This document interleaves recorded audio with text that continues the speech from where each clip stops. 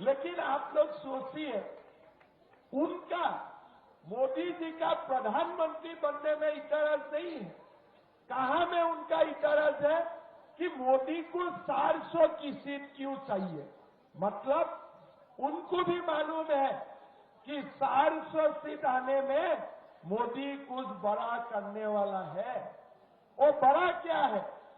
जब 300 सीट हमें मिला, 500 साल पहले बाबर ने रामलाला का मंदिर को ध्वंस करके बाबरी मस्जिद बनाया था। मोदी जी को 300 सीट मिला और मोदी जी ने राम जन्मभूमि का प्रतिष्ठा किया। 500 साल हम लोगों ने लड़ाई लड़ा। 500 साल बाद मोदी जी ने रामलाला का प्रतिष्ठा किया। लेकिन भाइयों और बहनों, क्या हमारा लड़ाई रामलाला में ही समाप्त हो जाएगा? आप लोगों को मालूम होना चाहिए, और मैं जानता हूं आप लोग जानते हो, हमारा मथुरा में भगवान कृष्ण का जन्म हुआ था।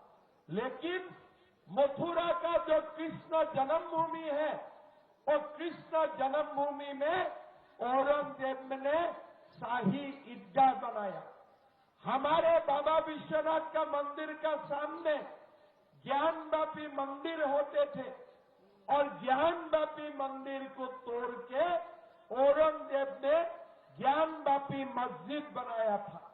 मैं आप लोगों से विनती करता हूं, मोदी जी को 400 सीट दीजिए, हमें कृष्ण जन्मभूमि भी बनाना है और हमें ज्ञानवापी मंदिर भी बनाना है।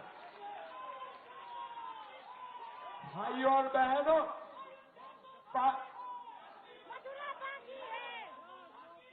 काशी मथुरा बाकी है।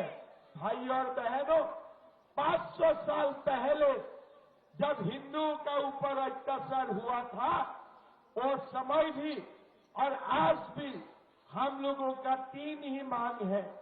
हमें रामलाला दीजिए, हमें काशी दीजिए, हमें मथुरा दीजिए। उसका आगे हमारा किसी का साथ टकराव नहीं है।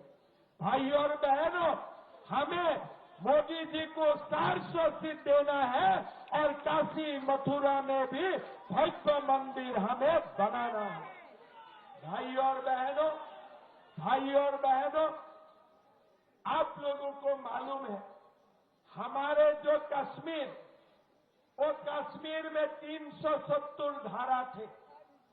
श्यामा प्रसाद मुखर्जी ने लड़ाई लड़ा कि एक देश में एक निशान होना चाहिए, एक प्रधान होना चाहिए, एक विधान होना चाहिए।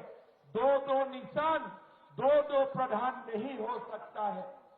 श्यामा प्रसाद मुखर्जी ने अपना जीवन को बलिदान दिया, लेकिन कांग्रेस ने 370 धारा नहीं हटाया।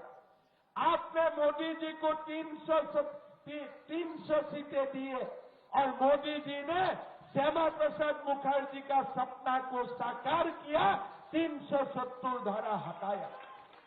लेकिन भाइयों और बहनों, मेरा कश्मीर आधे टुकड़ा अभी भी पाकिस्तान का साथ है। पाक ऑक्युपाइड कश्मीर बोला जाता है, लेकिन वो कश्मीर भी हमारे है। आप मोदी जी को 400 सीट दीजिए, पाक ऑक्युपाइड कश्मीर भी हमें भारत में लाना है। भाइयों और बहनों, वो हमारे कश्मीर है। आज आप लोग देखिए, पहले जम्मू कश्मीर में आंदोलन होते थे आजादी का। जम्मू कश्मीर में लोग रास्ते में आते थे कि हमें पाकिस्तान को जाने दीजिए।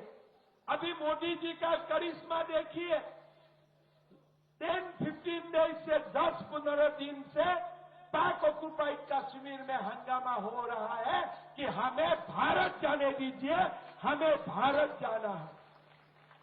आज आप लोग देखिए, जो पाकिस्तान भारत तक आतंकवादी भेजते थे, आज पाकिस्तान का फॉरेन मिनिस्टर यूएन में रो रहा है हमारा पाकिस्तान में आके लोगों को मार रहा है, ये पाकिस्तान का फॉरेन मिनिस्टर यूएन में बोल रहा है।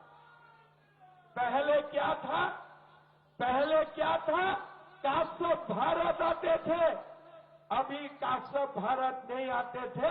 अभी हमारे लोग पाकिस्तान बोलते हैं कि अभी भारत का लोग पाकिस्तान आते हैं और भारत का दुश्मनों को पाकिस्तान में ही मार गिराते हैं।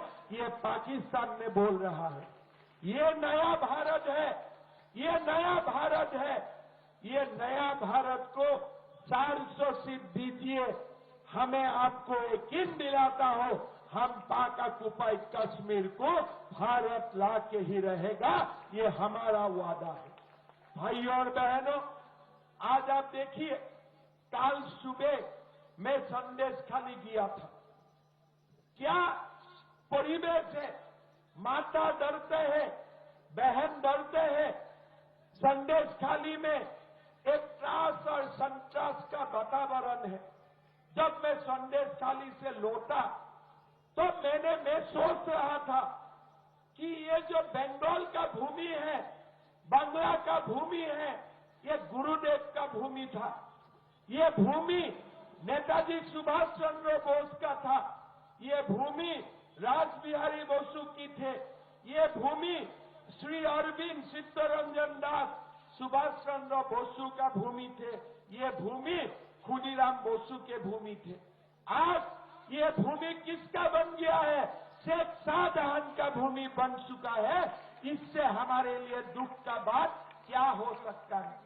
भाइयों और बहनों, मैं जब कल संदेश खाली में था, मैं एक ही बात सोच रहा था कि ये संदेश खाली असम में होना चाहिए था।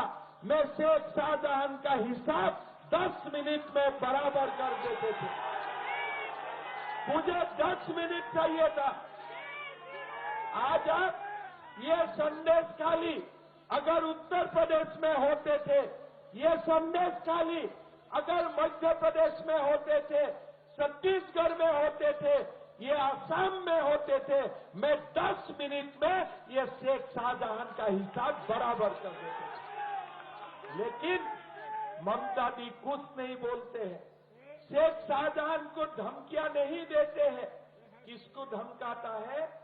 रामकृष्ण मिशन। किसको धमकाता है? भारत सेवाश्रम को, जो साधु लोगों का हाथ में कुछ नहीं है।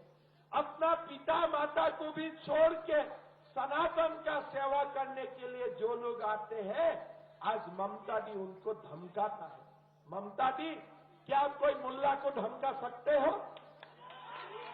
आप क्या कोई इमाम को धमका सकते हो?